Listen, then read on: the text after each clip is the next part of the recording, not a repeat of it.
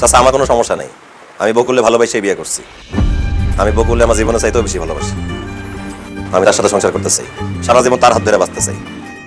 কিন্তু বকুল এই বাড়িতে বিয়ে করে আমার বউ আসার পর থেকে আমার লোকে ভালো করে কথা কয় না, আমার কাছে আসে না, এমনকি আমাদের বাড়ি ঘর সংসারে কোনো কাজ করে না। তাই নাকি? কি ব্যাপার বৌমা, তোমার কি শাইন জোর করে বিয়ে করতে? জি না। তাইলে কি তোমার অন্য কোনো পুরুষের সাথে সম্পর্ক ছিল?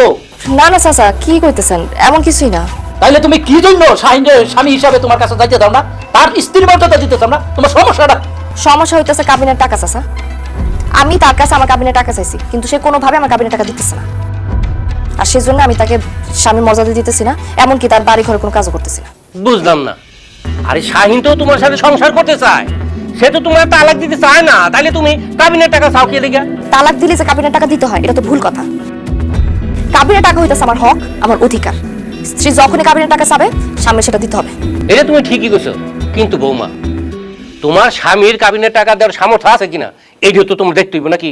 এত কিছু তো আমার বোনের দেখা লাভ নাই কাকা। সে নিজের ইচ্ছা শখ জ্ঞানে কাবিন 5 লাখ টাকা করছে। আমার বোন যেহেতু কাবিন দাবি করছে, এখন আমার বোনের সে কাবিনের টাকা দিলেই সে এই বাড়িতে সংসার করবে।